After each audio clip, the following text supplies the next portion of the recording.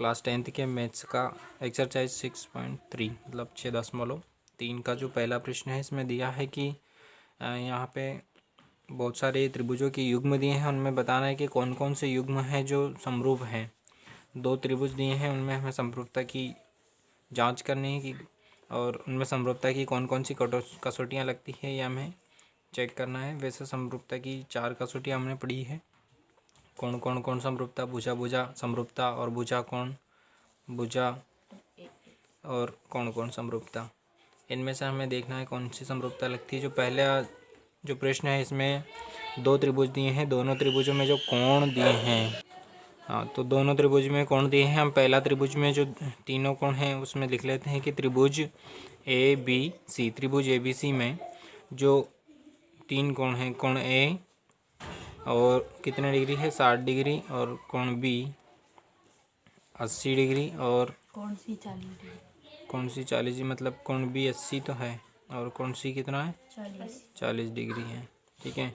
और इसी प्रकार दूसरे त्रिभुज में त्रिभुज एक और कौन सा है त्रिभुज कोण पी। हाँ तो दूसरे त्रिभुज में त्रिभुज पी क्यू आर में जो कोण पी जो है 60 डिग्री है और कोण क्यू 80 डिग्री है और कोण आर जो है वो 40 डिग्री है। हम यहाँ देखते हैं कोण ए का संगत कोण कौन है, कोण पी है। तो कोण ए और कोण पी बराबर है और कोण बी और कोण क्यू भी बराबर है, दोनों का मान। और मतलब हाँ दोनों 80 डिग्री हैं और ये अगर हम ये से ना भी लिखें मतलब ये दोनों बराबर लिखने हैं। और कोण सी और कोण आर बराबर हैं, मतलब दोनों त्रिभुज के जो संगत कोण हैं वो बराबर हैं। ठीक है। तो इसमें त्रिभुज की कौन सी कसौटी लगेगी, तो त्रिभुज की समरूपता कसौटी कौन सी लगेगी। हाँ तो दोनों त्रिभुज की समरूपता कसौटी मतलब दोनों कोण बराबर हैं। तो यहाँ हम लिखेंगे कि त्रिभुजों की ए समरूपता कसौटी से त्रिभुजों की ए समरूपता कसौटी से दोनों त्रिभुज क्या हैं समरूप हैं। तो हम यहाँ लिखेंगे त्रिभुज ए बी सी, ये समरूप का निशान लगाते हैं इसे समरूपता का साइन। त्रिभुज ए बी सी समरूप है किसके, त्रिभुज पी क्यू आर के। बस इतना करना है। ठीक है।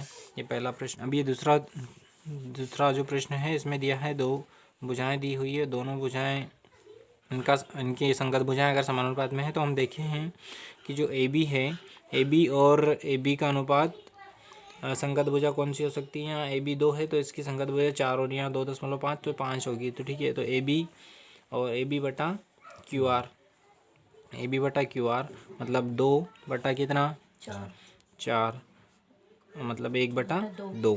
ठीक है, ये भी हो गया। अब ए बी के बाद में बी सी देखेंगे, बी सी बटा ये 2.5 मतलब ये 5 आना चाहिए मतलब आर पी। ठीक है, या पी आर पी ये कितना है 2.5 बटा 5।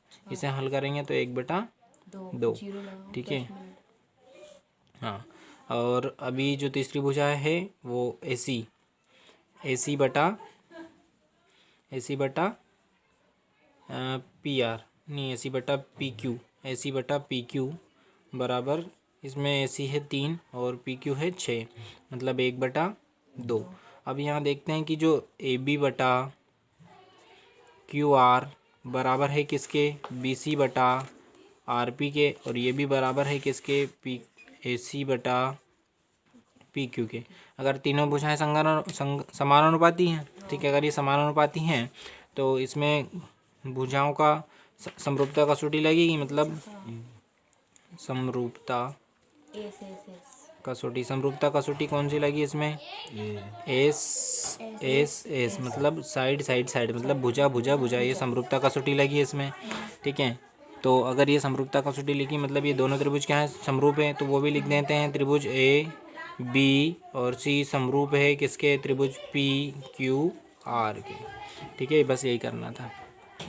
अब हम तीसरा प्रश्न करते हैं। तीसरे प्रश्न में क्या दिया है, तीसरे प्रश्न में ये दोनों चित्र दिए हैं। यहाँ है 2.7, यहाँ है 3 और ये 2, और दूसरे में 4 और 5 और 6। ठीक है, दोनों त्रिभुजों में समरूपता की कसौटी चेक करेंगे, कौन सी कसौटी लग रही है, समरूप है या नहीं है। ठीक है, तो यहाँ देखते हैं हम इस त्रिभुज में ये 2 ये 4, 2 दूनी 4 है और यहाँ 2.7, तो इसमें इसका दुगना नहीं है, जैसे इसमें 2 का 4 है, यहाँ 3 का 6 है। यहाँ 2 भुजा तो समान है लेकिन तीसरी भुजा ये समान नहीं है, ये किसी की भी समान नहीं है इस त्रिभुज में। ठीक है, तो यहाँ समरूप नहीं है, लेकिन हम इसे फिर भी अगर इस सवाल को हल करना है तो हम कैसे लिखेंगे कि त्रिभुज LMP, त्रिभुज LMP में हम देखते हैं कि LM बराबर 2.7।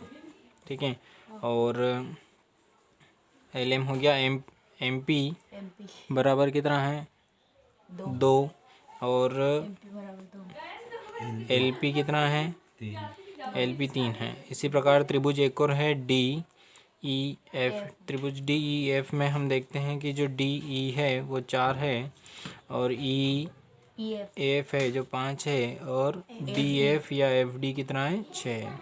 अब हम देखते हैं कि कोई भी दो भुजाओं का अनुपात हम लेते हैं, तो जो MP का अनुपात अगर हम लें तो MP का अनुपात DE से लें तो MP, हाँ, तो MP बटा DE। ठीक है, MP बटा DE, इसका मान कितना है MP का 2 मान 2 और बटा 4। ठीक है, इसको आगे हल करते हैं तो 1 बटा 2 आता है। और इसी प्रकार अगर हम LP और DF भी लें, मतलब LP और DF लें तो 3 बटा 6 मतलब 1 बटा 2।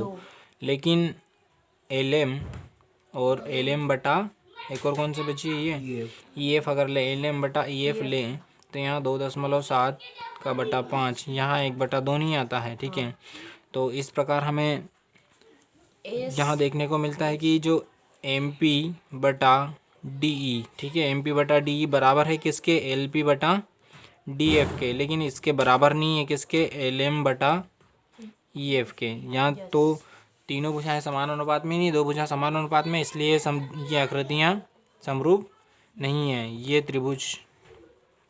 त्रिभुज समरूप नहीं है। ठीक है।